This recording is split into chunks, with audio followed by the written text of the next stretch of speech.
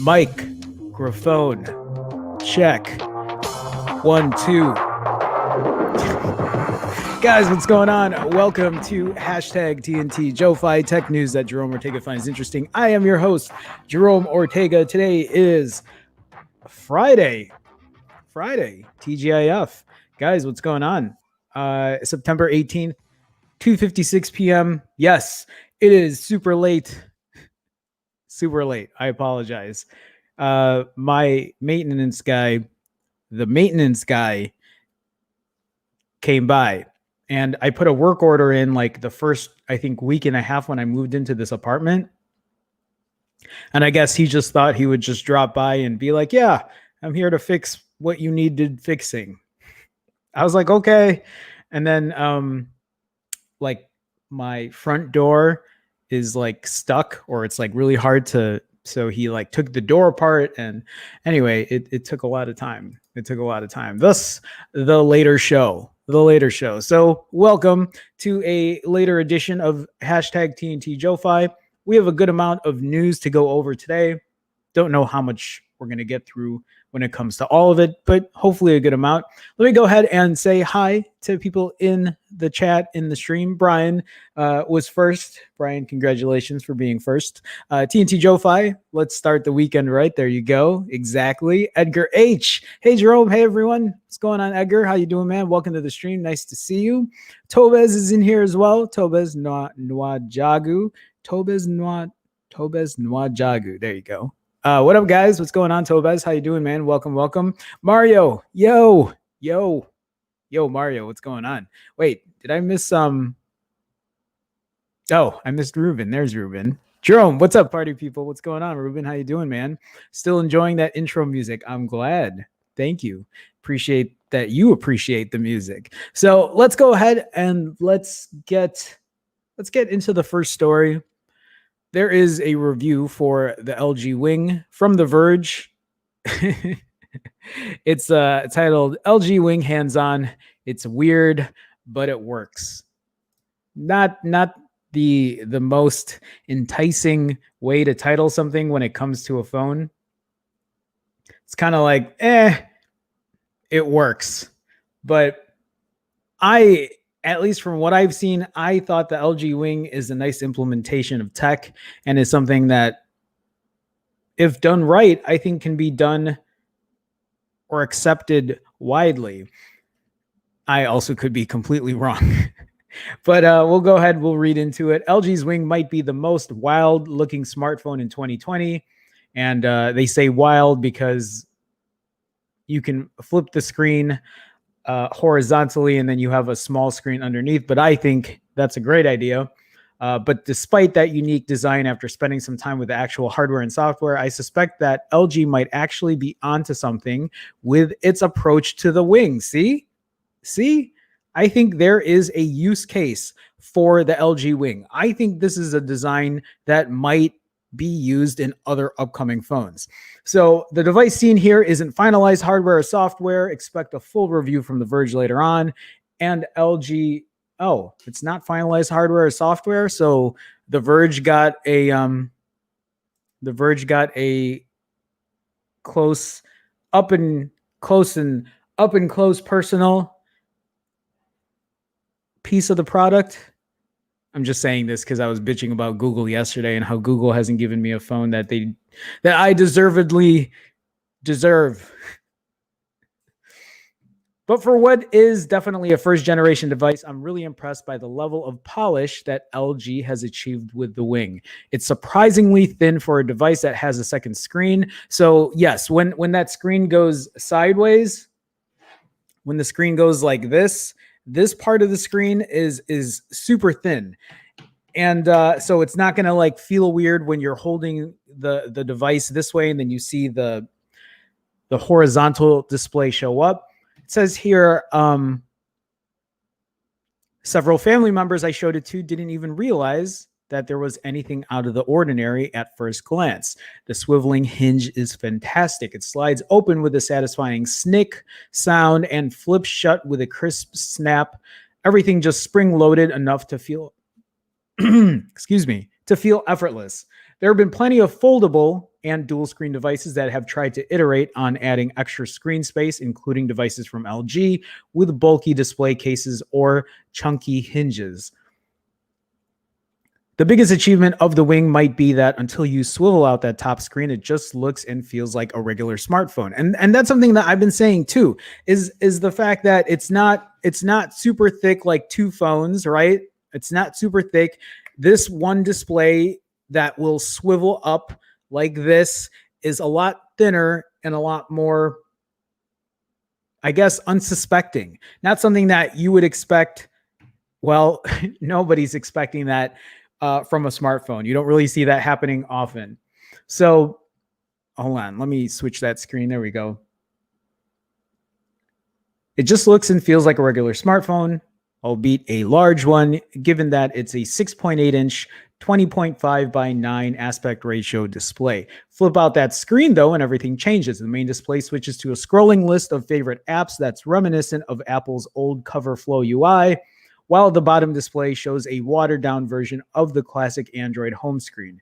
Apps can be launched on both displays, and there's even the option to preset pairings with a single shortcut. Say to launch Google Maps on one screen and your music app on the other, which I think it's an ingenious idea. I keep forgetting the fact too that you can flip it. So you don't have to have the horizontal display on the top. You can have it at the bottom. You can hold it like this, although that looks kind of weird. For me, I feel like this is the more natural way people would be holding a phone when the screen is flipped to the top that way. Apps effectively work in two ways on the Wing, either in an extended mode that splits the content of a single app across both displays, so you can stretch the display, or simply by running two apps side by side. I mean, yeah, what other options do you have there? The extended mode apps are where LG flexes the creativity of the Wing, with the second smaller display getting media control keys and brightness controls for the YouTube app, or showing camera controls while using the main display as a massive uncluttered viewfinder, or in perhaps the weirdest implementation, a note-taking app flips the phone upside down and uses the main display as a massive full-sized keyboard while the smaller screen displays your typed text. As all of these implementations come out, really the only implementation that I want to see, or the way I want to see it, is I want to be able to watch my live stream on this screen and have the smaller display at the bottom show me scrolling comments, or the live chat, because then I don't have to have a tiny display here on the top and then the comments below. I can actually watch the entire screen sideways, have the comments there, comment, read chat, watch Pornhub, whatever you enjoy doing. You know what I'm saying? I think it's an implementation that, I guess in a way it's like, how did this not become a thing earlier? All right, running two apps side by side is closer to a normal use case for the Wing, at least in comparison. Oh, I see super chats. I will get into the super chats. Early thank you for the super chats, but let me read into this. LG has thought about how you'll use those apps. You can hold the phone in the landscape orientation that LG has emphasized in most of its promotions, but you can also hold it in a more traditional portrait mode as well, with the secondary screen popping out of the side, which is almost more interesting as an idea for day-to-day use. LG's also hyping up the new quote-unquote gimbal mode, which uses a dedicated ultra-wide camera with a new hexamotion stabilization system. It's a clever idea on paper, one that uses the second screen as a combination of a grip and for gimbal controls, but it's one that we'll have to spend a little more time with to judge. It's a creative idea, if nothing else, something that can be said about most of the Wing. So if you look at it like this, you hold the phone like this as if it was on a tripod and you walk around it like a gimbal. Yes, it's a it's a good implementation, but I don't know how good that actual like gimbal or whatever works. All right, I know there's other chat. I will say hi to everybody else, but I do want to acknowledge the super chats. So Bert Kuhn with the $5 super chat. Bert, thank you again for the support. Bert, you are such a regular now with the super chats. Thank you so much, Bert. Thank you for helping out. Got the Pixel 4a on Wednesday. Congrats. Really like it. Doesn't feel cheap at all. Battery is very good too. Looking for the 4a 5G for the bigger screen. I knew you'd be happy with the Pixel 4a. Still, I'm gonna say this from until something beats it. The Pixel 4a at $350 is the best phone you can buy at that price point, which also rivals many other phones at a higher price point as well. I can't just say that at 350 this I'm like looking for which one. The Pixel 4a, I'm at 350. Not only is this phone the best phone you could buy at that price point, but I think it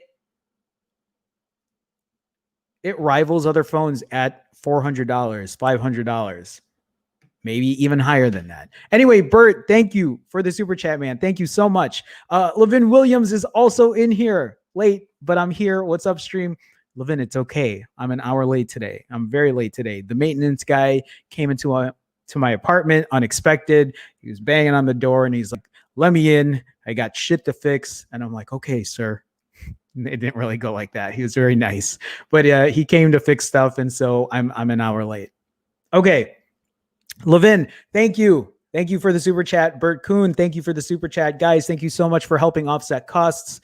I know I always say the same things over and over, but I am very thankful for you guys and my community. It means so much to me. Thank you, thank you. Thank you. Thank you. All right, let me continue on with this article. Yes, I know there's chat in here, and I will go through that, but yes, the super chatters do get precedence, so I have to thank them. All right, let's continue with this article. I will get into the chat. I am not ignoring you guys. Please don't think I am. I'm not. But let's finish this off. I can't say whether the LG Wing will be successful. I want the LG Wing to be successful. Is that weird? I don't care much for folding phones, dual display phones, 3 display phones, 18 display phones, but I really like the implementation of the LG Wing. There are still some software bugs to sort out, and with the price still unknown, it's hard to say whether consumers or developers will be willing to take the risk on such an unproven design. But at the very least, LG has proven that it's willing to experiment with what a phone can do and look like, and that's a very encouraging thing to see. If money was no option, no, what is the term? If money was no object, if money wasn't a thing, I would buy the Wing. I would love to test it out. Maybe it's just me, but I'm just really more interested in seeing how well it's going to work for YouTube. I want to see that implementation. I don't know if they have that in the video here, because I know The Verge posted a video of it, right? Maybe we'll watch that real quick and see if I can see them using YouTube. Let me see here. I got to turn audio off for you guys. I'm just gonna bro, that looks so cool already. That's so cool. Come on, you can't tell me that's not. Hold on. Oh my god, that's awesome. That's so cool. Come on. So he's saying it's a pre-production unit.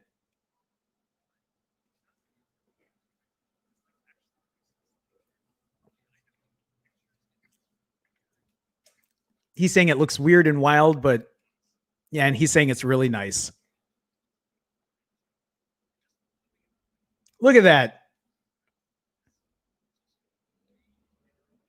Look at how thin that is. That's so thin for the display.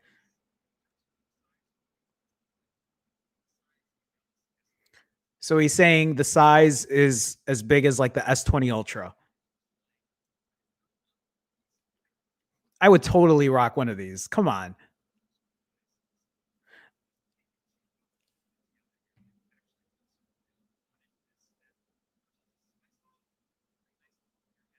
All right, you know what? I'm gonna watch this later.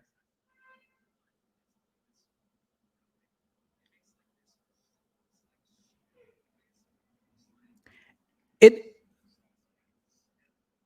Yeah, he's saying that it has like a really like satisfying snap when you use it, the sound of like flipping the screen open and close or whatever. Yeah, I'm actually gonna watch that later because I'm really interested in this wing. I'm interested in this wing. I don't know if I'm gonna like fork out money for it, but definitely something that you don't see every day. And I think something that actually has a real world use and maybe not, I don't know. I don't know. I wish money was not an object or not an I said it wrong again. Whatever, you know what I mean. I wish money wasn't a thing. I wish I could just get whatever. All right, let me get into chat. Let me say hi to everybody else that's in here. Y 2019 is in here. Hi Y. How's it going, man? Welcome to the stream. Nice to see you. Ross Gunner is in here. Ross Wagner, what is good? Lots of things are good. How are you, Gunner? How are you? It's nice to hear from you. See you. We should grab a beer soon, Gunner. Let me know when you're up for a beer one day, or if beer's not your thing, something other than beer, a pop or a whiskey. Anyway, Gunner, welcome. I don't know if you're still in here, but welcome. Amin, hello, Jerome. Hello, Amin. How are you? Welcome to the stream. Nice to see you. Paul says, even for you, late. Hey, Paul, how's it going, man? I'm so glad with the downgrading of images on Instagram, forgot to blur the address. What? I'm so glad with the downgrading of images on Instagram, forgot to blur the what? Just an FYI, like I gave Paul my address because Paul wanted to send me something. Paul, I told you I was gonna give you my address as long as you don't tell everybody. Anyway, I am guessing you're joking. I'm assuming that's what. Oskin, hey Jerome. Hey Oskin, how you doing, man? Welcome to the stream. Nice to see you again. Ted is in here. What up, Jerome? The snick sound of the LG Wing reminds me of the sliding sound on the Mi Mix 3. If this is under 1,000, I might have to cop. Oh my God, yes, Ted. If you get one, it's not going to be under 1,000. I think the phone's going to be over 1,000. If you get one, I should get one, and we should do a combined review. I should have you live on stream. We can talk about it, and then we can brag about how we have the wing and nobody else does. Gunner says I missed the snick sound. It's actually like, even hearing it in the video, it reminds me of like, you know, folding or like the Sidekick or the Motorola Razr, and just like the satisfaction of like, yeah, I think you guys know what I'm talking about. Isaiah Garcia. Isaiah, how's it going, man? I was about to ask if you can flip it upside down on the or the other way, but glad you can. Yeah, I don't know. It's a really impressive piece of technology, I think.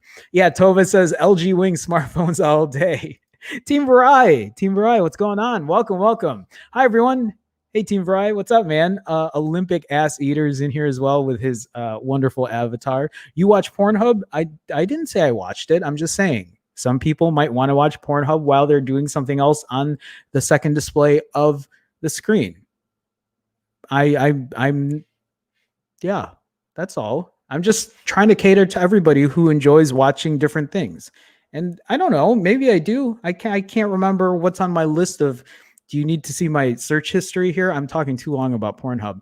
Olympic, welcome. Isaiah says, so is the modern LG Sidekick modernized? See? Yes, exactly. That's kind of what I was thinking as well.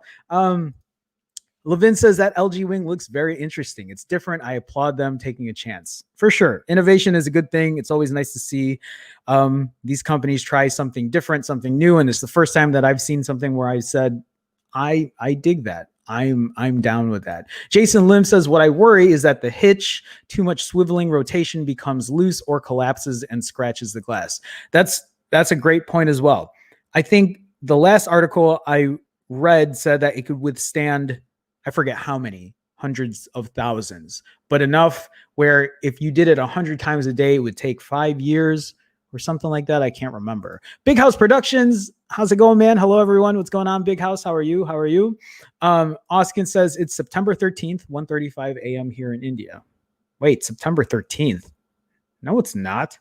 There's no way it's September 13th. September 18th. Oh, 19th. There you go. All right. Bert says, don't know why some reviews said the 4A is slow. I used the phone for 2 days now. It's very fast. Yeah, it is. It's pretty smooth for me. I do have a couple hiccups when I use my 4A. It is not the fastest in the world. It is nowhere, like in terms of my iPhone 11 Pro or I always show off my phones, or my P40 Pro Plus or my Pixel 4. But you know what? For the most part, I don't even notice that lag unless like I am using certain apps. TaskRabbit, Amazon will sometimes lag on me, especially if I'm trying to scroll through a bunch of stuff. Chrome will do it once in a while, but it's not awful. It's not awful. Jason says, Dracula cower from crosses. If you don't have a cross, use the LG. Oh, Dracula cowers from crosses. I see what you're saying, right? Like Dracula comes up and you're like, bro, like go away. Go away. Gunner says I'm free. Let's do it. Yeah, we should definitely. I'll hit you up, Gunner. We'll figure something out. We'll grab a beer or whatever. Oh, beer works for me. There you go. Perfect. Brian says Jermaine Dupree Ortega. I have not heard Jermaine Dupree in forever. Oh, money ain't a thing. I was like, where is this reference going for? Big House says over 1,000 is too much for the wing, in my opinion. I mean, it is. It's a 765 chipset, right? It's not even an 865 at all. Ross says, I know it's not related totally, but what are your thoughts on iOS 14 so far? Okay, so here's the thing. You want my honest opinion on iOS 14? I will give you my honest opinion on iOS 14. I, for one, have not had enough time to use iOS 14. And I have only done one thing on it so far, and that is to add I can't block the light. It's very hard. All I did was add a weather widget. It's too bright. I can't. I don't know what I'm doing. All I did was add a weather widget. I haven't done anything else yet. I still don't like the fact that I can't have a completely... I don't like the fact that I don't have a completely blank screen like this. And instead, I'm just able to scroll up to get to all my apps. I prefer that a lot easier than, forcing myself to put a bunch of apps on the screen that makes it look messy, or I have to reach to the very top to get to, my apps. But it's a step forward. It's the first time that Apple decided that they would do something else than just putting icons on the screen, which I applaud them for doing that. I still want a little more versatility. There's so much more with iOS 14. I just have not had the time to really dig down into it. Brian, actually, who's in the stream or who's here regularly, wanted me to, he had suggested maybe make a video or give my thoughts on iOS 14, but I haven't even really had a chance to mess with it. I don't know what else it includes that I guess would make it more convenient. I'm just not a fan of the UI. I mean, it's simple and it's very straightforward. Put icons on the screen. Here are your icons. Now you have widgets, which is great. So now I can see the weather at the top.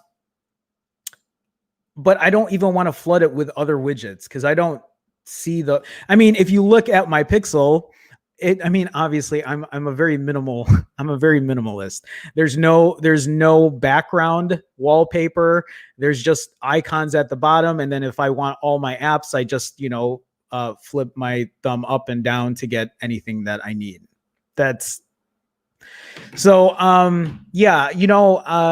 Gunnar, I probably will need more time to really dig into iOS 14 and give you my thoughts on it. But when that happens, I'll let you know. So, all right, let me see here. Sean says, what up, Pixel Jerome? What up, Sean? What's going on? I know that's my new nickname, apparently, from you guys. Oskin says, I have a big hand. Will the Pixel 4a do for me? Yeah. But, oh, wait. India's not going to get the 4a 5G, right? I mean, it depends if you like smaller phones. It's definitely a smaller phone. It's definitely a smaller form factor when it comes to the phone. But I mean, it does me fine, but I'm also a smaller guy. So my hands are not the biggest, even though they might look, so anyway. Paul says, for ease of mind, I added blur, but wasn't visible in the first. Plus, I haven't got that many followers. Oh, okay. But wait, no, I don't want my address visible to other people, Paul. Okay. Anyway, Bert says, I think LG will sell the LG Wing unlocked in the US for $899. You know what? If it sells for $899 in the US, I might buy that, or I might wait for a good price drop on it. I would love to test the implementation of the LG Wing. Definitely. Isaiah says, now that iOS 14 has widgets, you think that Google needs to start putting focus back into widgets? I see tons of inconsistency in even Google's own widgets. So the way I feel about this, Isaiah, is this is something that Google should have been doing for a while. This is one of the pros of owning an Android phone. And why wouldn't they continue working on bettering their UI, the use of widgets, working with third-party developers? I mean, I think that focus should have always been there. I don't use widgets. I don't, because if I really need to get something, I just, I go into the app and I open it up. And for me, it's a lot easier that way. But yeah, I think that focus should have never went away. Oh, I think it should have been there from the beginning. Oskin says, what about the battery life in the 4A after the Android 11 update, Jerome? Incredible battery life. Close to 6 hours of screen on time, sometimes over 6 hours of screen on time. I'm still recording my battery life, and I'm going to do an update on that a little later. Not today, but eventually. Battery is excellent for what you get on this phone. Oskin says, I chatted to you on Instagram, but you're offline. Oskin, thank you for messaging me, but I get tons of messages. I get tons of messages on Instagram, in my email. People will still try to message me on Hangout. I can't get to everybody. Like I literally work, like on my slower days, I'm doing 12 hours of work, but usually I'm working like 14, 16 hours a day. I don't have time to get to everybody as much as I would love to. Like, I'm so busy with work. If I get to it and I have a chance, I will, check it out. But thank you, Oskin. Thank you for messaging me. I noticed that you followed me on Instagram and then you liked like 800 of my photos. So thank you. I appreciate that. All right, guys, we're going to continue on real quick, though. If you have a second, please do me a favor, hit that like button. Liking the stream helps me algorithmically, AKA, I think it helps people find the stream and it helps initiate conversation, people talking in there. And also, if you have a second, feel free to hit the subscribe button. If you're not a subscriber, I do daily streams, I do weekday streams at 2 p.m. Central. So if you have a chance, hit that subscribe button as well. But we're going to go ahead. We're going to continue on here. We're going to talk about the OnePlus 8T. So the OnePlus 8T is, I guess, a phone that I knew was coming, but I also didn't realize it was coming this soon. So next month, right? I believe. The OnePlus 8T could launch just one day after the iPhone 12. So less than a month. It's looking like October could be a busy month for tech fans. It's looking like October 13th could be when we see the iPhone 12. And now a new leak says the OnePlus 8T might be along just one day after that. Prolific tech leaker Ishwan Agarwal posted a tweet pegging October 14 for the OnePlus 8T launch. The wording of the message makes it seem like OnePlus has decided this internally, at least. Agarwal has a reliable track record, though given 2020 is an odd year for launches, this may be likely to change. Is anyone even considering a OnePlus 8T? Or is everybody like me in here and just waiting for the Pixel 5? Do they have anything else? So exclusive, it's happening. The 8T launch event date has been set for October 14. And I guess this is the photo for the OnePlus 8T. I think the thing that people are waiting for, at least on this phone, is Is it going to cost as much as a OnePlus 8? Are they going to up the price? Is it going to have like super premium specs? I believe there's going to be no more OnePlus 8T Pro. Going to have an 865 plus chipset. Apparently, it's going to have faster charging as well. Wireless, no. They'll probably add wireless charging if there's going to be no 8T Pro. Wired charging, I believe, is going to go up to 65 watts. So upgrades here and there, but I don't know if it really constitutes a change in price or an upmark in price. And then the question is, how good are the cameras going to be? Better than the Pixels? Nah. Better than the iPhone? Nah, I don't think so. I really don't. It's going to be a very busy period for fans, for phone fans, though, as well as the Apple and OnePlus launches. Samsung, Xiaomi, and Google have launches before the end of September. Blah, blah, blah.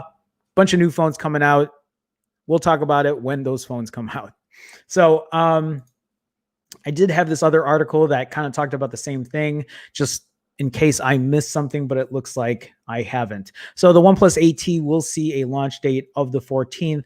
And they're saying here an 865 plus chipset, 120 hertz display, upgraded camera sensor. And then they're saying it's pretty much going to be the same phone that debuted earlier this year. Yeah, I guess if there's going to be no OnePlus 8T Pro, they're probably going to put everything that was on the 8 Pro, maybe put it to this 8T, and have just one premium device. All right, let's move on.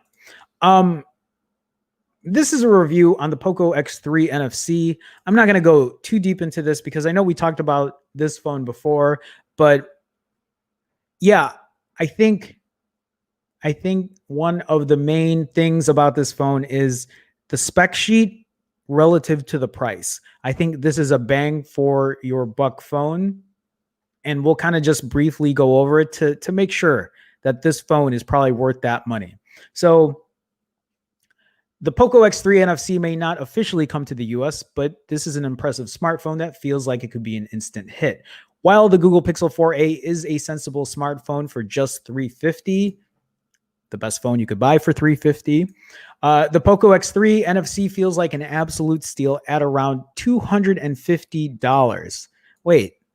I didn't realize it was that cheap. $250, 200 pounds, or 229 euro. In smartphone terms, 2020 has proved to be a weird year. We have devices like the Note 20 Ultra pushing $1,500, while a number of devices, including the upcoming Pixel 5, have shifted focus towards a more quote-unquote modest price structure by adopting more quote-unquote mid-range internals. $700, $650 for a Pixel 5 is still expensive. When they're talking about the Poco X3 NFC selling for $250 US, that's super cheap. Super cheap. So the Snap 700 series has helped OEMs slap in pretty solid chipsets while driving down prices. Yes, performance isn't quite up to the levels of flagship series chips, but when you can get almost everything you want without the associated quote-unquote price premium, it's sensible smartphone manufacturing. The idea that you need to spend upwards of $500 to get a great everyday smartphone experience is slowly starting to evaporate. Good phones are getting cheap, and cheap phones are just plain good nowadays. Okay. I didn't realize it was that cheap. The Poco X3 NFC is a thick, well put together slab that feels incredibly solid compared to its price rivals. I was shocked that the back panel was made of plastic at first. Such is the premium impression I felt when picking up this device for the first time. Spec for spec, the Poco X3 NFC keeps pace with the Pixel 4a, but manages to edge it thanks to a slightly upgraded Qualcomm Snap 732G chipset. I forgot about that. So this phone has a chipset that is slightly faster than what is in the Pixel 4a and is even coming in cheaper at $250, which is, man, that's so cheap. That's so cheap. That polycarbonate plastic backplate also has a large embossed Poco logo underneath that. You'll either love or hate. Yeah, I'm not a big fan of that, but whatever. The camera module, at the back is also a little weirder than you're probably used to. So you see like the circular camera array, or not circular, but the whatever, and then looks like 4 different sensors or whatever here, and then the main camera in the middle. It's as if the Poco design team wanted a circular camera housing and then decided to chop a semicircle from the top and bottom. Yeah, so it doesn't take full advantage of the circle that they outlaid here, or that they laid out here. It's striking for sure, but it doesn't really add a great deal to the package. Topping it all off is an IP53 splash resistance rating. It's not quite full water resistance that we'd like to see, but it makes all the difference in the budget space.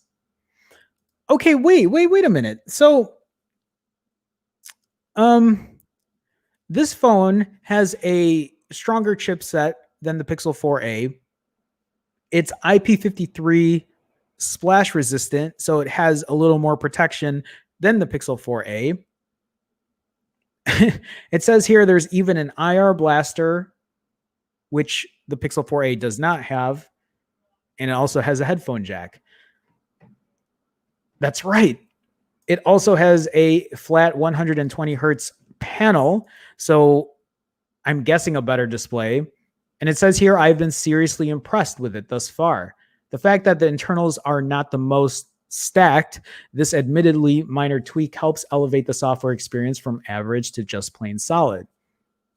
It's an FHD Plus, save the LCD over AMOLED, with the punch hole not eating into what is a truly massive 6.67-inch edge-to-edge experience. So a much bigger display than the 4A. It's pretty sharp with a 1080 by 2400 pixel resolution with a solid 395 ppi. So it says here, it isn't all roses with the Poco X3 NFC display, as the pixel response time can be a little slow. This results in some ghosting when scrolling, but this isn't always visible or verifiable at first glance. So take that into mind. The variable refresh rate can also be a little jarring when it switches from 60 to 120, but interactions are great thanks to the 240 hertz touch sampling rate. My biggest gripe is the 460 nit peak brightness. Although this does get as high as 630 in direct lighting conditions using the auto brightness settings. I can live with these admittedly modest display quirks or trade-offs for a 120 hertz panel at this cost. So it's not perfect. Obviously, it's not perfect. One really impressive portion of the Poco X3 package I didn't anticipate was the device haptics. They don't quite match up to the Pixel 4a, but boy, are they good. That's good, at least. Haptics not as good as the 4a, but bigger display, a slightly faster chipset, an IR blaster, a cheaper price. I mean, so far so good, at least in terms of what the specs look like on paper. So it says here, the Poco X3 comes with the latest version of Xiaomi's MIUI 12, which might be a real shock to the system for people used to clean smartphone interfaces. So there's a big con for me already, is the fact that it's not stock Android, but and that could be a deal breaker for a lot of people. The visual elements are very much an acquired taste. So when someone says that the UI might be an acquired taste, I'm already assuming that it's not good. But I suppose variety is the spice of life after all. I must admit I did slap lawn chair launcher when I first fired up the device, but then decided to stick with the Poco launcher for a little while longer so as to soak up a more real world experience. It's not bad at all. The fact that the Google Discover feed and numerous default apps are Google options is a huge plus point. You will notice a few bloated duplicate system apps here and there though. Yeah, I'm not a fan of that. Ooh, that's not good either. One major gripe that needs to be addressed is the potential ads within MIUI 12 unless you try to deactivate them within the device's settings app. I did try disabling them using some of the most common methods, but was unable to find the culprit for these. The fact that you have to take some time to kind of deactivate ads is not... that's not a plus. at all. So when uninstalling an app or viewing certain settings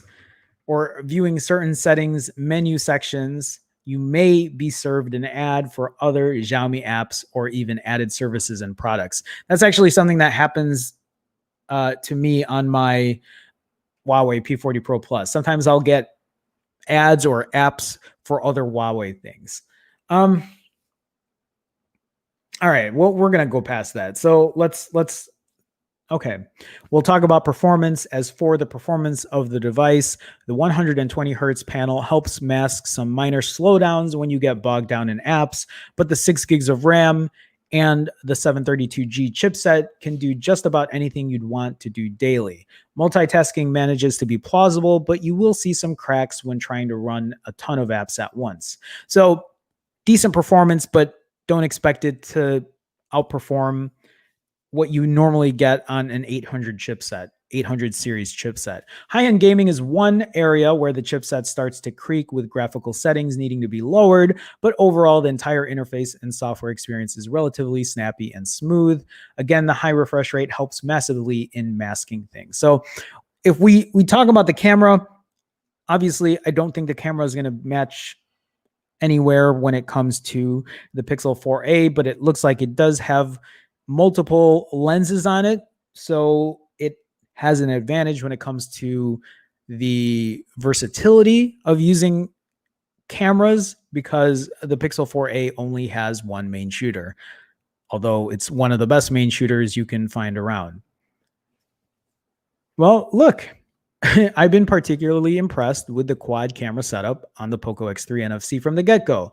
The inclusion of a 64 megapixel sensor means that you get crisp, detailed shots, but Xiaomi has dialed up the noise reduction quite heavily. As you'll find or notice, the Poco X3 NFC really likes to dial up the saturation in most scenarios. That isn't always the case, as sometimes images can be muted or flat. I'm not sure if this is because of the AI tuning, but my advice would be to disable this out the box. At least you could disable that if that's an issue. Please tell me that these watermarks are not there. I'm sure you could turn that off. What am I looking at here? Why does that look awful? That's awful. There's all that purple. I don't know what is a chromatic aberration, purple fringing, whatever. That's not a pleasant image there. But they're decent. It's hard to why are these? What is okay. Okay. All right. Let's move on. Having multiple lenses is good, but the only useful inclusion is that of the ultra wide angle lens. So it's one of these things again where they talk about four cameras or a quad camera, but really two. It's more like a dual camera setup, or at least you're only going to probably use two than anything else. When taking selfies, you'll notice plenty of skin smoothing on the 20 megapixel shots. I'm not a fan of that either. The results are pretty clean and crisp, but it's a similarly mixed bag depending on the lighting conditions or subject. Let's just be real here. The camera experience, either the rear or the front, is going to nowhere match what the Pixel 4a can give you. So if you're going to buy this phone, buy it for the specs. Don't expect to be like wowed with the camera. The battery, oh shit.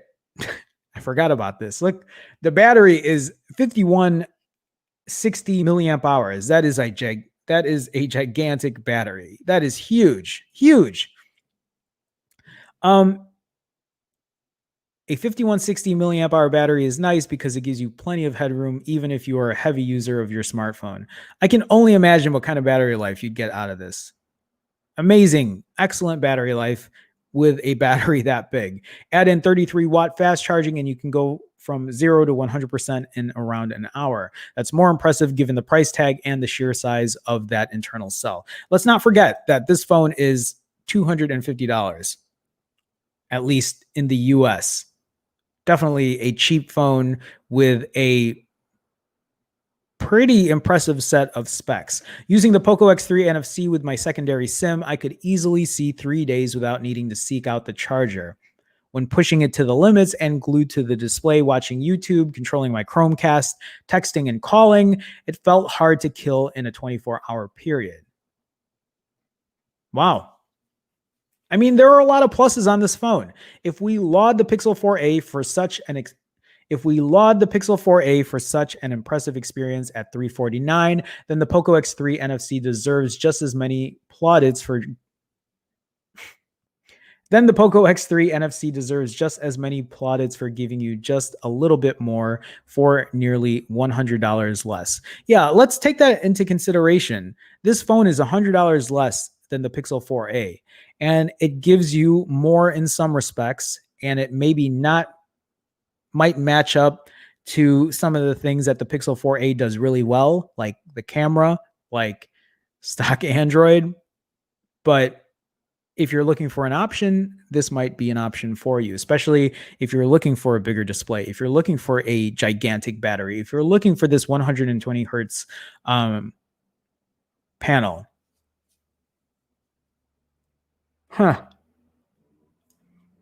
While there are some minor stutters and the odd advert here and there, they are so infrequent that you'll likely never notice. Well, not for me. I would definitely notice. If I got an ad, I would bitch about it right away.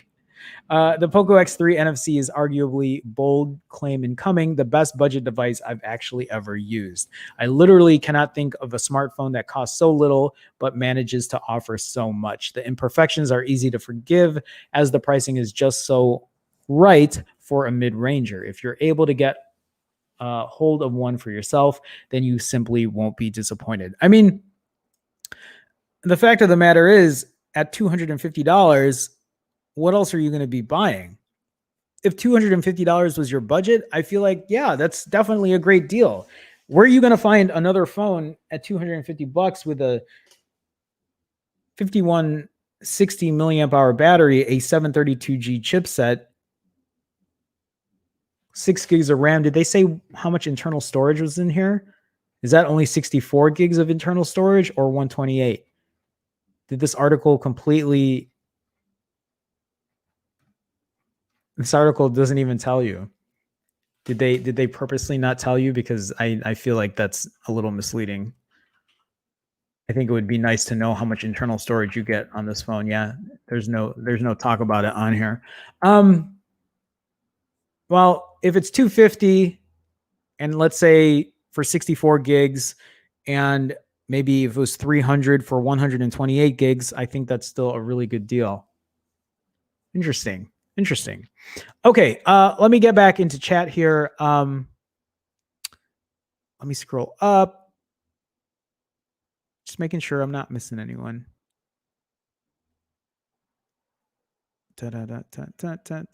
Sorry, guys, I'm looking. Selwonk, what's going on, man? So September 30th, Pixel 4a 5G and Pixel 5, October 7th, iPhone, and October 14th, OnePlus 8. Wait, I thought they said the OnePlus 8T was going to be, OnePlus 8T. I thought they said the OnePlus 8T was going to be a day after the iPhone announcement. So October 13th for the iPhone 12. Either way, there's a lot of phones that are coming down the line. I'm going to be getting the Pixels. I will also be getting the iPhone. I'm pretty sure I'll be getting the iPhone 12 Pro, maybe the 12 Pro Max if Apple decides to be Apple and decides to put certain camera features on the Pro Max that I won't get on the Pro, which I won't be happy about, but we'll see when that happens. Selwonk says GearBest sells the Poco X3 NFC. Yeah, did you send me a tweet on that, Selwonk? I think you did, right? Maybe that was you, or was that someone else? How much is it selling for? Anyway, William Maya, late, but here. What's up, everyone? What's going on, William? How you doing, man? Welcome to the stream. Nice to see you. Harsh Mystery is in here as well. Hello, how you doing? Had to come by to hit that like. Thank you, Harsh Mystery. I appreciate that. Have an awesome stream as always. Thank you so much. If you're still here, thank you, thank you. Cellwalk says $229 for the 64 gig version. That's a super great deal. I don't know any phones that cheap with those kind of specs. That's a great deal. How much is the 128 gig version? I'm just curious. Bob Jones is in here. What's up, fam? Just wanted to say that having the big Poco logo is so much better than having a carrier logo. I agree. I would rather have the manufacturer logo of the phone than Verizon. 100% agree. Bob Jones, welcome to the stream. Nice to see you, man. Yeah, Big House says, and a huge 5160 milliamp hour battery for sure. Bert says, hey, Jerome, you use the phone naked, case, or skin? Yeah, I've said this many times. Naked for everything. No cases, no screen protectors, no nothing. This is how I carry all my phones. I never put a case on it. That's just how I roll. Even the Huawei P40 Pro Plus, when this phone, it came with a screen protector. I took it off because I just don't like that feel when it comes to phones like that. Isaiah says, gotta go, Jerome. See you on the next one. Isaiah, hope you have a good day, great weekend. I'll see you soon. Thanks for stopping by. Thank you. Tectonic is in here. LOL. Noise. Tectonic, how's it going, man? How you doing? Team Verizon says the only thing I probably dislike about the Poco is the design. The camera design is probably not for me, and the uber glossy plastic is meh. Team Verizon with his glassy with the gloss, the high gloss finish on plastic, or just high gloss in general. I hear you, Team Verizon. I feel you. Tectonic says it needs at least 512 megabytes of RAM. I agree. 512. Wait, I'm guessing that's a joke. Jennifer, Cho is in here. Hold on. Big House says you have an option on storage, 64 and 128. Yeah. Selwonk says 250 for 128. That's a hell of a deal for a phone. I can't hate on that. I wonder how much you can clean up the UI so you don't get shit you don't want. Jennifer Cho says it's phones like the Poco X3 that make me jealous of what kind of value international markets get in specs. Yeah, I've been clamoring about this for a long time, Jennifer. Jennifer, welcome to the stream, by the way. Yeah, this is something that I wish the US had more options with. I mean, I don't know if you're in the US as well, but I've been waiting for this kind of market to come in, and at least we're getting something. We're at least getting something now. I almost bought the Mi 9T Pro because of that, except for the bandwidth issue in the US. Yeah, that's something to consider as well, is how well is the coverage you're going to get when you use a phone that isn't really meant for the States. I think Big House might have a few thoughts on that. Big House, do you have the Mi 9T Pro? I know Big House has a bunch of Xiaomis. I just don't know which ones he's rocking. Okay, let me see here. Tectonic says Selwonk has a better PFP. What's PFP? Then Jerome Home. Bro, that's Jerome. Get it right. Oskin says, I use a Samsung Galaxy i7. I think it's nearly equal to the size of the Pixel 4a. There you go. Then at least you know how it's going to be when you, if you get the Pixel 4a. Team Verizon says, Matt everything, damn it. I agree. I like Matt. Matt is my Matt is one of my preferred choices as well. Paul says, "Oh, I can compare on GSM Arena, Phone Arena. Are you talking to me? Oh, Oskin for Oskin. There you go. Yeah, there you go. All right, guys, let's move on real quick before I do that. For anyone that is in chat, if you haven't had a chance, please hit that thumbs up. Hit the subscribe button if you're not a subscriber. I do stream weekdays at 2 p.m. Central. And also, if you are in stream and you do see people with green in their name, or you see a red Chicago star next to their name, that's because they are part of the Phone Jerome fam, and you could be one too. Yes, this is my little marketing segment. Bear with me. You could be one too for as little as 99 cents a month. You can join the Phone Jerome fam. You will get the red Chicago star next to your name. You'll get to use custom emoji, and you'll get your name in every single one of my intros and outros of my live streams. Again, you could do so for as little as 99 cents a month. All you got to do is click that blue join button. If you can't find that blue join button, you can go to youtube.com/PhoneJerome/join. You'll also get access to my private Discord where we will chat about random things, tech, fitness, whatever you want to talk about. There's an off-topic channel in there as well. You get all of that for as little as $1 a month. At the end of the day, it's a way to support, and I do appreciate all my supporters. So thank you so much. I also understand that times are tough. Not everybody can afford it, and I get that. And if you can't, that's why I say hit the thumbs up, hit the subscribe. It's free. It doesn't cost you anything, and it's a way to support your boy. I know you want to support your boy. So that's it. All right. I have a $1 super chat here from Brian. Brian, thank you for the $1 super chat. I appreciate it, man. Thank you again for the continued support as always. Brian on his continued streak of super chats. I think out of anybody, Brian has super chatted 99% of the time on every single live stream. So Brian, thank you. Thank you for the support, man. As always, I do appreciate it. Thank you so much. Let me see here. Bert says, I had the Poco F2 Pro, great phone, but MIUI is too heavy compared to stock Android. I think that would be a thing that would be bothersome for me is that. Tectonic says, wrong click. Tectonic says, PFP is profile picture. Honestly, I would take a clear see-through back than any sort of color. Oh, wait. On the profile picture, on my profile picture, I need a new profile picture. I've just been lazy about taking one. What did you say about my profile picture though? Has a better profile picture than Jerome. Oh, okay. Yeah, I know. I have a list of things to do. Give me a break. Big House says, I have the Redmi Note 9S and use Band 2 for AT&T with it. I don't have any issues even at work. There you go. Well, thanks, Big House. Thank you for sharing. Oskin says, I fixed my mind to buy a Pixel 4a. Good. Let me know when you get it and let me know how you like it. Hopefully it will do you well.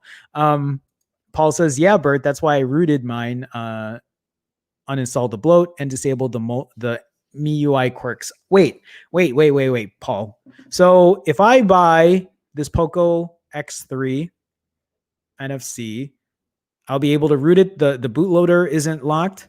I'll be able to root it then and then like throw like Lineage or something on there and get all that shit off.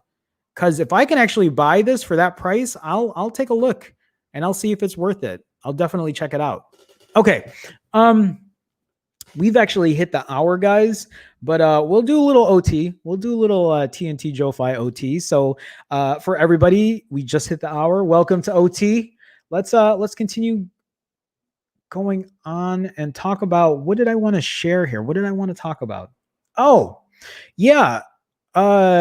This got leaked. This article from Android Police is talking about how Google's upcoming Nest audio speakers should cost less than $100. I mean, I'm not really looking to buy new speakers just yet. I have 3 minis, Google Home Minis, and I'm waiting for these to get updated so that I can listen to audio on them while I watch something on YouTube on my TV. I want my speakers to play the same audio that's coming out of my TV. Until they do that, I am not spending anything on a new device unless they say, hey, well, these new devices can do that and the older ones won't. Then I'll bitch about it for a while, but then I'll eventually buy it. So, Google is poised to launch its new lineup of smart home products on September 30th. So while we get products for the Pixel 4a, 5G, and the Pixel 5, apparently these will be launching as well. One of the new additions will be a smart speaker branded under the Nest Audio name. Earlier this summer, we heard rumors about a premium Google Home successor and got an early, unflattering look when the device passed through the FCC. Google gifted us a video last month, and just a few days ago, the branding for the speaker was uncovered, blah, blah, blah. This is what the new speaker is going to look like. I don't know much about it. I don't know how good it's going to be. I just thought I'd share. Measuring in at these inches and weighing 2.5 pounds about. It's a good deal, chunkier than the original Google Home it's replacing.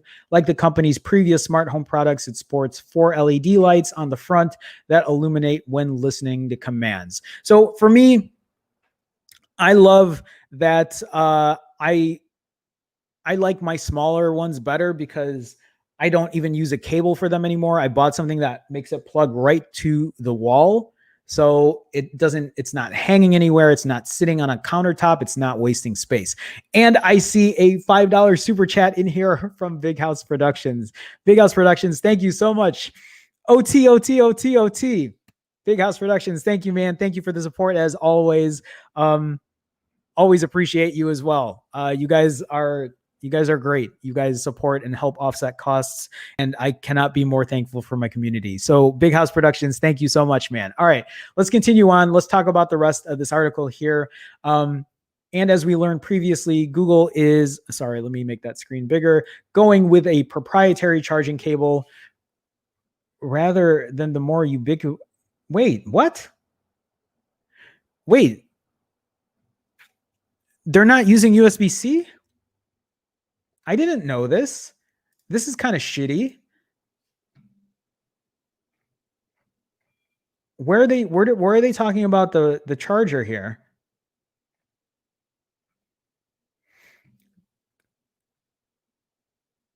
The new Google Nest speaker will have a proprietary 30-watt DC power supply, so no USB-C. Am I missing something? Has this always been the thing? Because my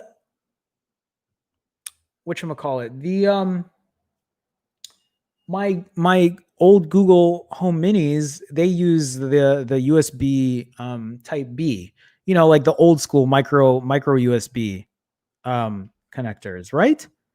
Maybe I'm missing something here.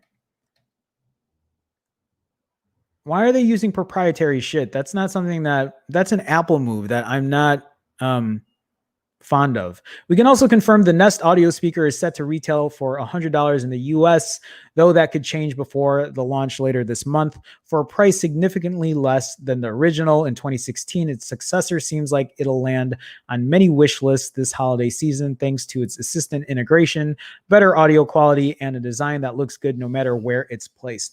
I know I'll be listening with eager ears to hear more about the Nest audio speaker come September 30th. I don't know why you would spend $100 on this device. Why would you need the audio to be like the audio that comes out of my like $20 or $25 or whatever mini homes? I think are great already. I think the only time you need better audio is if you're really, I guess, that much of an audiophile, or if you're going to watch audio off your TV from it. And that's not something it's capable of doing yet, which is like, I'm not upgrading until I can get that shit fixed. Who's waiting for this? Are any of you waiting to spend $100 on this device? Or would you rather just buy an old one that I feel like does the same thing, unless you're that much of an audiophile, unless you live in a mansion and you need to play like the best audio, but then I figure you wouldn't even be buying one of these. You'd be buying some real speakers at that point. Am I crazy? I don't think I'm crazy when I say that. I feel like that's I don't know. $100 is a lot of money. Definitely a lot of money.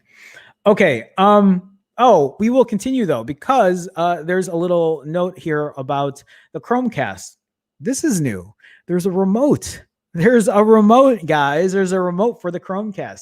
Google may have teased its own Nest smart speaker back in July, but a new leak gives us a much better view of just what the unusually shaped model will look like and the new Google Chromecast launching alongside it.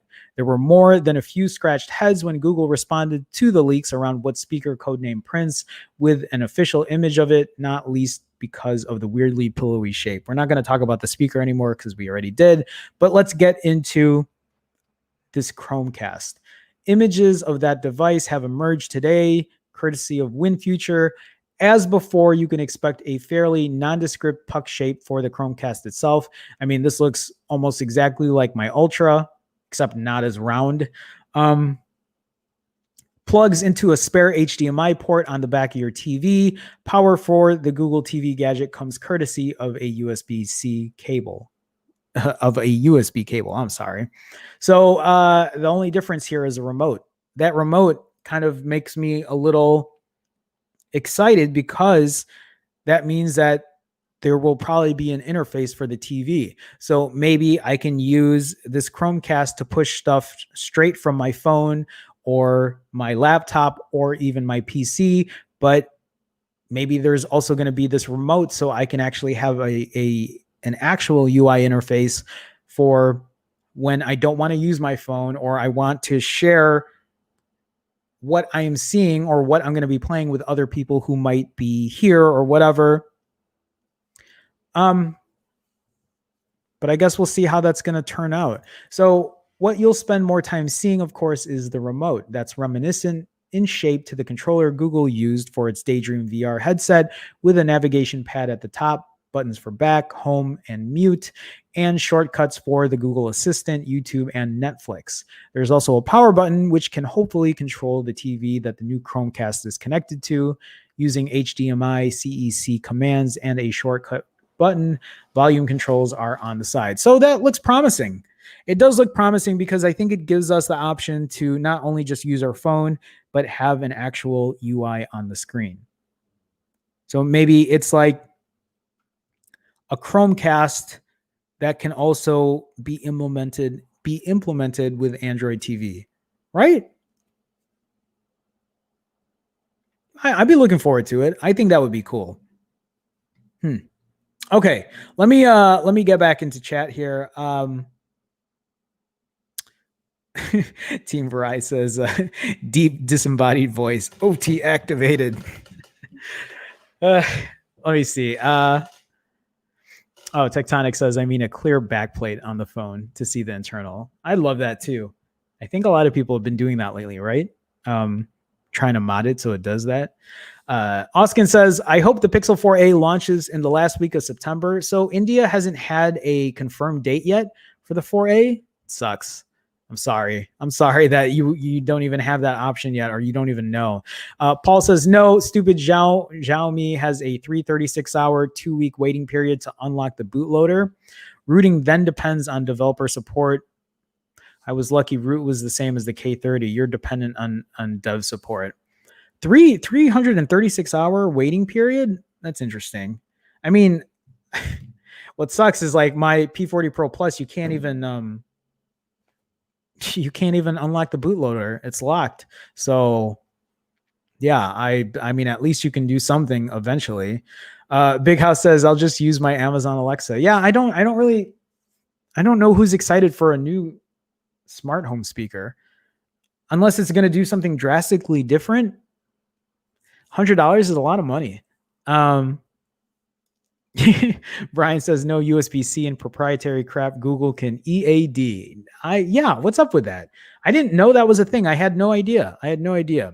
Paul says, lots of typos. Excuse me. You're good, Paul. No worries, man. All right. We'll do two more. This article from Android Authority says Huawei's rear camera arrays could look like D-pads in the future. Did you know this? Did you know this is a thing? So Huawei could be considering a new design for its phone's rear camera array. I always think that these companies are always trying to do something different, trying to be different. I don't know. I guess I don't really care as much as long as it just does its job. I mean, yes, aesthetics are still important, but I guess I don't spend too much time worrying about the camera array in the back. So the device also features an under-screen selfie cam and a headphone jack. We've grown used to Huawei's recent camera array designs, which usually take the form of strips, slabs, or circles. Mine looks like 2 strips or a rectangular design here. So like one strip here and then one strip here. Now it seems that the company could be experimenting with a new shape. Spotted by Let's Go Digital, the phone design displayed in a patent filing features a rear camera array arranged in a cross. So like right here, that definitely looks like a D-pad. when it makes me want to touch or press on these.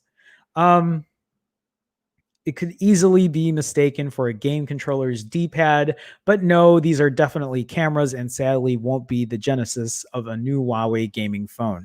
The camera array features 4 cameras at each end with a flash in the middle. So flash here and then whatever all these are for. The bottom lens seems to be a zoom lens. So zoom down here as it's reminiscent of periscope camera setups we've seen on previous Huawei phones. And then it says here smartphone with an under-screen camera. So you get a full display on the front, which is nice. The Chinese firm has largely reserved periscope lenses for flagships, but this phone's design does differ from Huawei's recent flagships. For starters, there's no waterfall screen. It's all flat up front with a minimal but noticeable bezel around the display. Headphone jack mounted at the top, although I don't see it here. Something that has gone extinct on premium Huawei phones. These little design cues could point to this being a mid-range device. Either way, this definitely won't be the blueprint for the Huawei Mate 40 series. Earlier leaks have pointed to a similar design to the Mate 30 with a circular rear camera array. Finally, some other things to note is an under-screen selfie cam and should become more common on devices now that the ZTE Axon 20 broke the ice. As always, patent filings don't necessarily lead to mass production and widespread availability. Blah, blah, blah, blah, blah, blah, blah, blah, blah, blah. So what do we get out of this? You get a new camera array and an under screen selfie cam, which who knows is going to be any good. Who knows if this is even going to be a mass produced thing or it's just a rumor that's going on. And that's all I got for it. Oskin says, any update on the Xiaomi 3rd gen under display camera? Yeah, I don't know. I have no idea. I didn't even really realize what's going on with a lot of this stuff or in terms of that tech. I don't know much about it. I'm not sure. Ted says Huawei is not trying to be different. It's trying to stay alive. I'm not going to sing it. I was about to sing it. I'm like, I can't get my voice that high. There you go. Brian says, whose channel is on FNTT today on Friday Night Tech Talk? Guys, check out Friday Night Tech Talk. It looks like it's going to be on George's channel, on Mobile Geezer's channel. So there you go. Amin says that camera array looks like the D-pad on the PS4 controller. It definitely does. There you go. Brian says, everyone check out Mobile Geezer's channel tonight for Friday Night Tech Talk. He picked up the Microsoft Duo. Oh, there you go. I don't know. I might have time tonight. It depends. It depends on what I have going on. If I do, maybe I'll hit them up. So, but yes, check out George's channel. Ted, are you going to be on it? I'm assuming Ted is going to be on. I don't know if Will and Mike are going to be on as well, but usually it's those 4. So if you guys are free tonight, I assume a lot of people are free Friday nights because COVID. Feel free to check them out. Ryu, Eugene, I haven't seen you in a minute. Ryu, how's it going, man? OnePlus AT Pro coming in with OnePlus One UI 3.0. Yeah, I don't know if I'm going to be a fan of their new UI. I would rather have stock Android, but yeah. Big House says, I'll be there lurking. That doesn't sound creepy. Jason says the cross is in fashion. The LG Wing, Huawei camera array. Yeah, I didn't think about that. That's right. All right, guys, I got one more story for you. It's tech. It is tech. It's definitely tech, but it's not phone related. It's not even laptop related. It's about the Tesla. So a Tesla owner in Canada was charged with sleeping while driving over 90 miles an hour. Can you imagine being in an autonomous car that's not even finalized yet to autonomously drive itself? I mean, yes, it's come a long ways away to where, where it couldn't drive itself. But how can you fall asleep in a car when it's going 90 miles an hour, knowing full well that you're not driving it? There's no way I could sleep through that. No way. A Tesla Model S owner in Alberta, Canada, was charged with dangerous driving after being pulled over for sleeping while traveling at speeds of 150 kilometers an hour, 93 miles an hour. Jesus Christ. The case raises questions about Tesla's partially automated driving system, autopilot, and driver complacency. Really quick, really quick. If you want to do something stupid and endanger your own life, that's one thing. But if you are endangering other people's lives, bruh, like you need to be put somewhere else, because that is not, no. You're going that fast. It's driving by itself. No one's at the wheel. No one's aware of what's going on. You're sleeping at that speed. I don't know how that's possible. On July 9th, the Royal Canadian Mounted Police said they received a complaint of reckless driving on Highway 2 near Poco, I'm probably butchering that, in Alberta. The 2019 Tesla Model S appeared to be self-driving, police said, traveling over 140 kilometers an hour with both front seats completely reclined. With both front seats completely reclined and both occupants appearing to be asleep. I can't.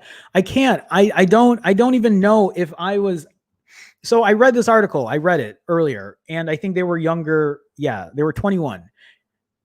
I did some stupid shit at that age. Stupid shit. I did a lot of stupid shit. I've also recklessly driven at that age. I've done stupid shit. I don't know if I could. I mean, at least I was awake doing it. I wasn't asleep having a car automatically drive me at 90 plus miles an hour.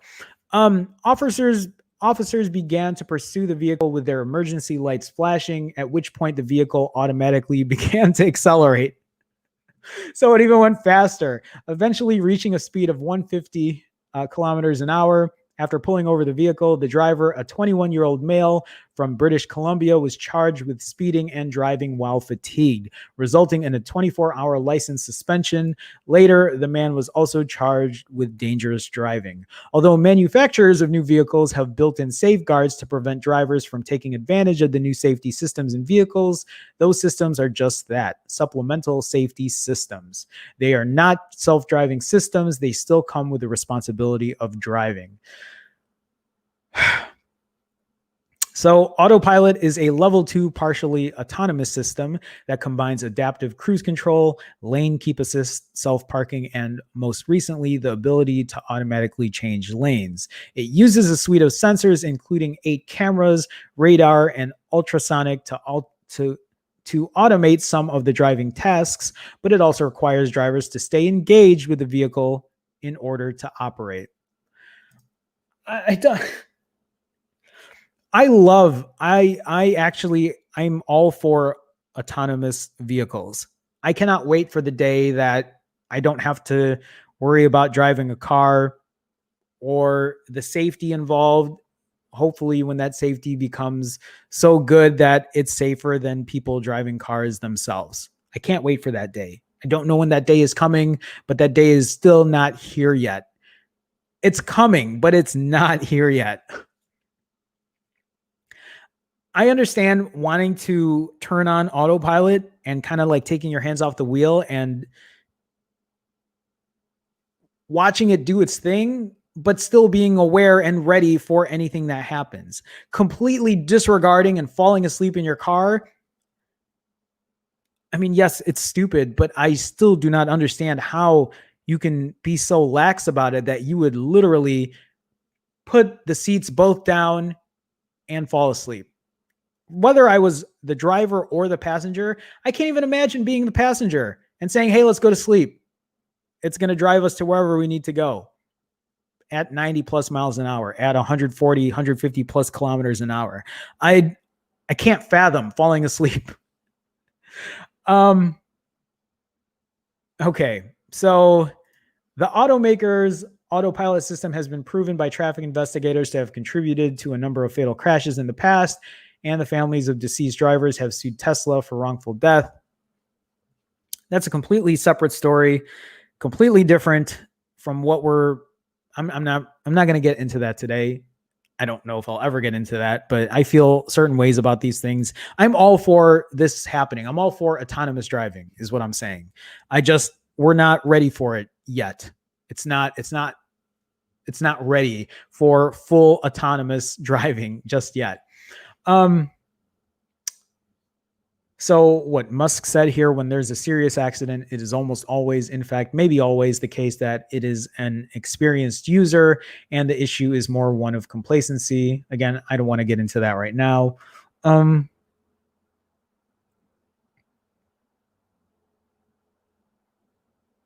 So since its launch in 2015, Tesla owners have sought out new and creative ways to trick autopilot. People couldn't wait to upload videos sitting in the back seat while their cars drove autonomously down the highway. Tesla responded by updating its software to require drivers to keep their hands on the steering wheel, which seemed like a smart fix until one driver figured out all you needed to do to fool the system was wedge an orange against the wheel to simulate the pressure of a human hand. Autopilot Buddy was a piece of magnetic plastic that attaches to the steering wheel in order to create the impression that the driver is keeping his or her hands there. Federal regulators issued a cease and desist order to prevent its sale. People love tricking technology, even if it could cost them their lives. All right. I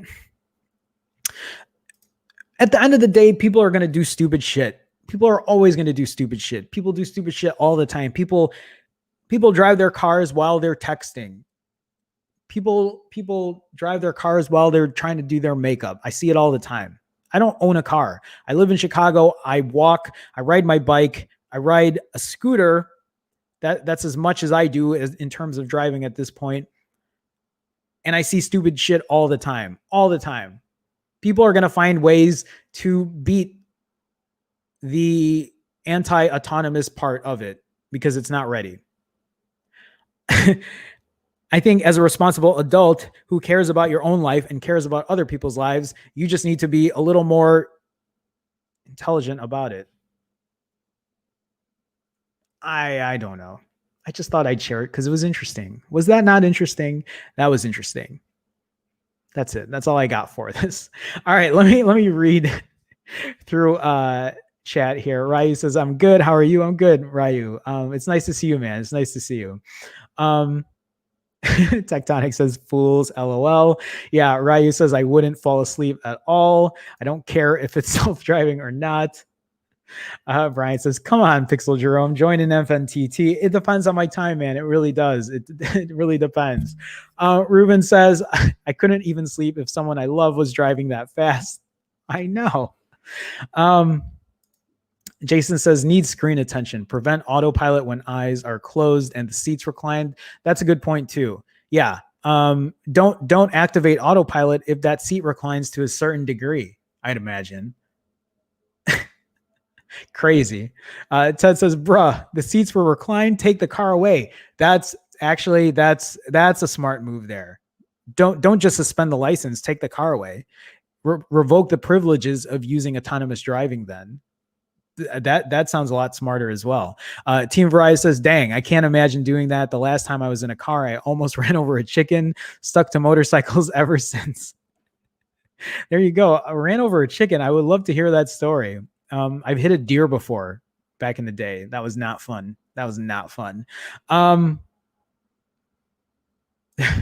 Paul says, "Where the heck did the money come from? You mean to buy a Tesla at being 21? I don't, who knows?" Ryu says, "Oh, hell no. I want cars with as much physical control as possible for as long as possible." Fair enough. Oskin says, "I'm waiting for the time the world is like that one in the series upload." Not exactly sure what you meant there. But let me see here. Man said, "Elon, take the wheel." Brian says, "Ferrari or Jaguar switching 4-lane." I should have known that was coming. I was like reading it. I'm like, wait a minute. Nicely done, Brian. Nicely done. Amin says, "Could add a speed limiter." or could add a speed limit on autopilot. Yeah, that could be a thing too, for sure. For sure. Tectonic says, unfortunately, we need stupid people to fix stupid issues. I never thought of it like that. I never thought of it like that. Team Verizon says, rip Bambi's mom. Yeah, it was, you know what? I actually hit that deer and then I like freaked out. And then the deer actually got up and ran off, but I'm pretty sure it didn't live a fruitful life after that, if it even lived shortly after, because it was a pretty hard hit. There was blood all over my hood.